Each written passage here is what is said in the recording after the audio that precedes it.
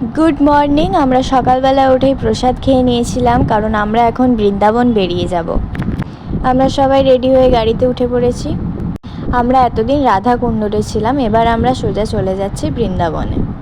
তারপরে আর কি আমরা পৌঁছেও গেলাম এবং আমরা রেডি হয়ে আবার ঘুরতে যাওয়ার জন্য বেরিয়ে গেছি।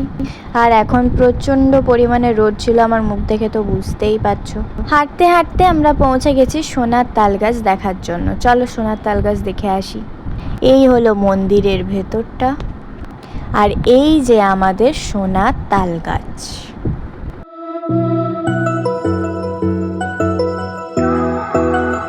চলো এবার মন্দিরের ভেতরটা দেখে নিয়ে যাক। আর এখানকার মন্দিরগুলো সত্যি অসাধারণ ছিল, আর কারুকার্যগুলো তো তোমরা দেখতেই পাচ্ছ। চলো এবার তোমরা দর্শন করে নাও।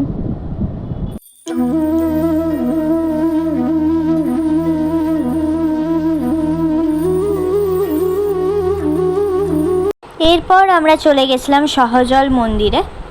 এই হলো সেই মন্দির, তোমরা বাইরে থেকেই দেখে নাও, কারণ ভেতরে ভিডিও করতে পারিনি। আর এইখানে ভিডিওটাই অনেক কষ্টে করেছি, তার কারণ এখানে এত বানর, আর বানরগুলো এত বদমাশ যে ফোন চশমা সব কিছু নিয়ে নিচ্ছে, তাই ভয়ে ভয়ে ভিডিও করেছি। তো যাই হোক, এরপর আমরা চলে গেছিলাম নিধিবন। বৃন্দাবনে এসে নিধিবন যাব না এরকমটা তো হতেই পারে না।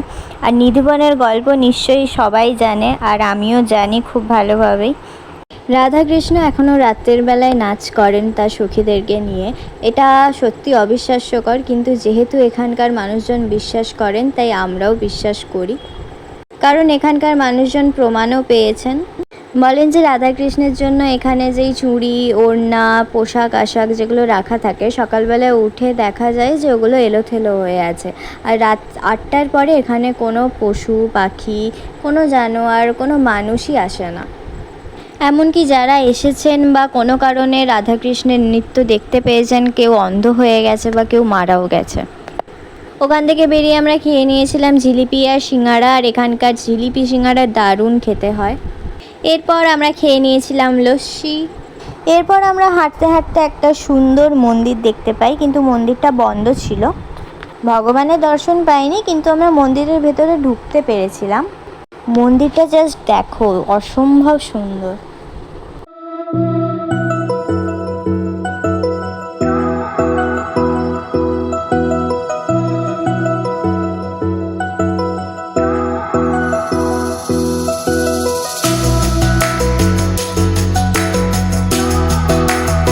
তারপর আবার আমরা খাওয়া দাওয়া সেরে আবার রেডি হয়ে বেরিয়ে গেছিলাম লোটাস টেম্পল দেখতে।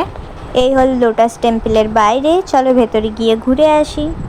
আর ভেতরে ঢুকেই মন প্রাণ যেন অসম্ভব শান্তি শান্তি অনুভব হচ্ছিল, কারণ এত সুন্দর লাগছিল ভেতরটা, আপনারা কল্পনাও করতে পারবেন না।